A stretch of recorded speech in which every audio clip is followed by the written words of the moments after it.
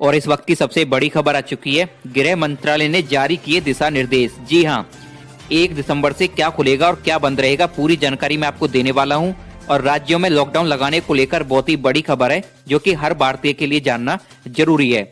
और इससे पहले मैं आपको बता दूं कि अगर आपने अभी तक हमारे चैनल को सब्सक्राइब नहीं किया है तो सब्सक्राइब कर लें और साथ में बेल आइकन दबा दें, ताकि हमारे आने वाले वीडियो की नोटिफिकेशन आप तक पहुंच सके। और आप किस राज्य से किस राज्य से बिलोंग करते हैं, आपको नीचे कमेंट बॉक्स में कमेंट करके जरूर बताना है। और इसी के साथ ही साथ कोरोना वायरस को लेकर बहुत ही बड़ी खबर आ चुकी है और लॉकडाउन लगाने को लेकर बड़ी अपडेट है, जो कि आप सभी के लिए जानना जरूरी है।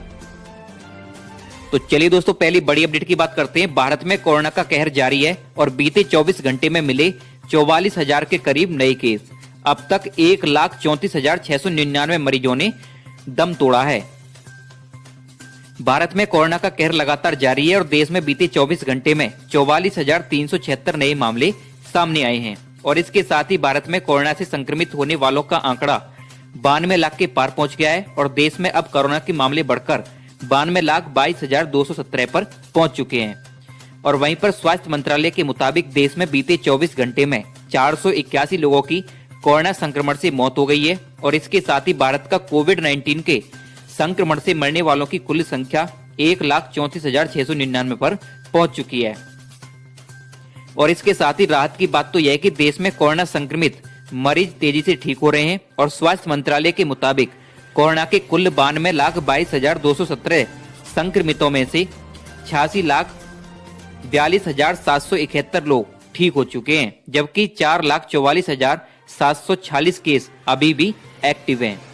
तो चलिए अगली बड़ी खबर की बात करते हैं। कोरोना को लेकर सख्त हुई राज्य सरकार, अब मास्क ना पहनने पर लगेगा डबल जुर्माना। जी हाँ, दिल्ली एनसीआर में कोरोना की गंभीर स्थिति को देखते हुए पंजाब के मुख्यमंत्री कैप्टन अमरिंदर सिंह ने बुधवार को राज्य में नए प्रतिबंधों का ऐलान किया और सभी शहरों और कस्बों में फिर से नाइट कर्फ्यू लगा दिया है। और इसके साथ ही 1 दिसंबर से मास्क ना पहनने या सामाजिक दूरी का पालन ना करने पर जुर्माना डबल कर दिया जाएगा। मुख्यमंत्री अमरिंदर सिंह ने इसकी घोषणा भी कर दी है और एडवाइजरी भी जारी कर दी है। मास्क ना पहनने या सामाजिक दूरी बनाए ना रखने पर जुर्माने को दोगुना करने के आदेश भी जारी कर दिए हैं। सरकार द्वारा जारी दिशा निर्देश के अनुसार 15 दिसंबर तक सूबे के सभी जिले और शहरों और कस्बों में रात 10 बजे से सुबह 5 बजे तक नाइट कर्फ्यू रहेगा और मास्क ना पहनने पर 1,000 रुपए का जुर्माना लगाया जाएगा। पंजाब में दिल्ली के मरीजों को देखते हुए राज्य के निजी अस्पतालों में बेड उपलब्धता की समीक्षा और अनुकूलन करने का भी निर्णय लिया गया है।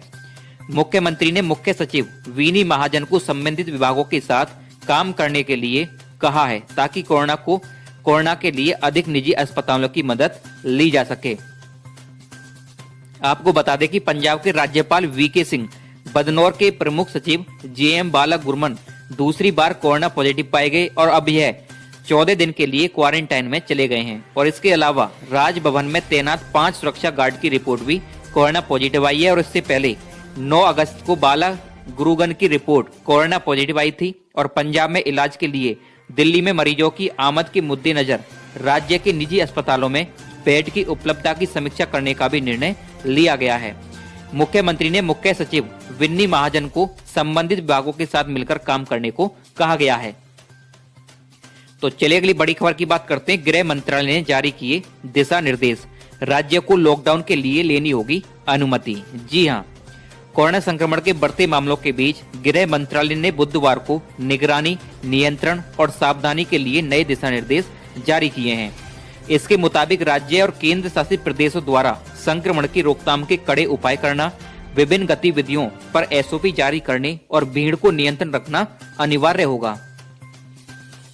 दिशा निर्देशों के मुताबिक कंटेनमेंट जोन में केवल आवश्यक गतिविधियों की अनुमति होगी। स्थानीय जिला पुलिस और नगर पालिका अधिकारी यह सुनिश्चित करने के लिए जिम्मेदार होंगे कि निर्धारित उपायों का कड़ाई से पालन किया जाए। और राज्य और केंद्र शासित प्रदेश सरकार संबंधित अधिकारियों की जवाबदेही सुनिश्चित करेगी। और दरअसल गृह मंत्रालय के नए दिशा निर्देश 1 दिसंबर से 31 दिसंबर तक प्रभावी रहेंगे। मंत्रालय का मुख्य फोकस कोरोना के संक्रमण पर पाए गए काबू को मजबूत करना है। और कुछ राज्य और केंद्र शासित प्रदेशों में हाल ही में मामलों में बढ़ोतरी के चलते इस बात पर जोर दिया जाता है कि सावधानी बरतने की जरूरत है। आपको बता दें कि देश में कोरोना संक्रमितों की संख्या लगातार वृद्धि हो रही है और मंगलवार को दैनिक मामलों में गिरावट के बाद आज एक बार फिर इसमें बढ़ोतरी हुई है और पिछले 24 घंटे में कोविड-19 के 44,376 नए मामले रिपोर्ट किए गए और वहीं पर मंगलवार को 37,975 मामले सामने आए थे और देश में वायरस से संक्रमित होने वाले मरीजों की संख्या बढ़कर 92 लाख को पार कर गई है। तो चलिए अगली बड़ी खबर की बात करते हैं। नागरिकों को कब लगेगा कोरोना का टीका, मोदी सरकार ने बनाई ये खास रणनीति। जी हां, दुनिया भर में कोरोना वायरस से रोजाना कई मौतें हो रही हैं और हर कोई चाहता है कि टीका जल्द बने और कोरोना को हराया जाए, लेकिन अभी तक ऐसा कोई टीका नहीं आया जिस पर पूरी तरह से भरोसा किया जा सके। हालांकि कोरोना वायरस की 4 वैक्सीन का अंतिम एफिकेसी डेटा सामने आ चुका है। ऑक्सफोर्ड एस्ट्राजेनेका की वैक्सीन जहां ओवरऑल 70% असरदार रही, वहीं बाकी तीनों का सक्सेस रेंज 94% से ज्यादा है। ऑक्सफोर्ड का टीका भी खास डोज पैटर्न पर 90% तक असर करता है। रूसी वैक्सीन को छोड़कर बाकी सभी वैक्सीन अब रेगुलेटर्स के पास इमरजेंसी अप्रूवल के लिए जाएंगी और ऐसे में वैक्सीन के अगले साल की शुरुआत में उपलब्ध होने की संभावना प्रबल हो गई है। भारत सरकार ने टीकाकरण कार्यक्रम की रूपरेखा लगभग बना ली है और प्राथमिकता के आधार पर टीका किन्हें और कैसे दिया जाए इसका पूरा खाका खींचा जा रहा है और भारत में प्राथमिकता के आधार पर सबसे पहले health workers, front line workers और सीनियर सिटीजन्स को वैक्सीन देने की तैयारी है। इस हाई प्रायोरिटी यानी कि प्रायोरिटी ग्रुप में जो भी लोग शामिल होंगे उन्हें एसएमएस के जरिए टीकाकरण की तारीख, समय और जगह बता दी जाएगी। मैसेज में टीका देने वाली संस्था, हेल्थ वर्कर का नाम भी होगा। चलिए अगली बड़ी खबर की बात करते हैं। बहुत ही बड़ी खबर है आपके लिए, राष्ट्रव्यापी हड़ताल को लेकर है। गुरुवार को बंद रहेंगे बैंक, 21,000 ब्रांचों पर लगेगा ताला। जी हां, केंद्र सरकार की श्रम विरोधी नीतियों के खिलाफ अखिल भारतीय बैंक कर्मचारी संघ ने केंद्रीय ट्रेड यूनियनों की 26 नवंबर को राष्ट्रव्यापी आम हड़ताल में शामिल होने की घोषणा की है और इसके तहत भारतीय मजदूर संघ को छोड़कर 10 केंद्रीय ट्रेड यूनियनों ने 26 नवंबर को बैंकों में राष्ट्रव्यापी आम हड़ताल की घोषणा की है। ग्रामीण बैंक संगठनों के साझा मंच ने देश भर के ग्रामीण बैंकों में कार्यरत सभी अधिकारियों और कर्मचारियों के संगठनों से इस हड़ताल को सफल बनाने के लिए पत्र जारी किया है और इसमें कहा गया है कि सभी अधिकारियों और कर्मचारियों को हड़ताल पर जाने के लिए प्रेरित किया जाए और जिले स्तर पर अन्य श्रम संगठनों के साथ आयोजित होने वाले विरोध प्रदर्शनों में भी पूरी भागीदारी की जाए। AIBEA ने मंगलवार को बयान में कहा कि लोकसभा ने हाल ही में संपन्न सत्र में 3 नए श्रम कानूनों को पारित किया है और कारोबार सुगमता के नाम पर 27 मौजूदा कानूनों को समाप्त कर दिया है और ये कानून शुद्ध रूप से कारपोरेट जगत के हित में है और इस प्रक्रिया में 75% श्रमिकों को श्रम कानूनों के दायरे से बाहर कर दिया गया है। नए कानूनों में इन श्रमिकों को किसी तरह का संरक्षण नहीं मिलेगा।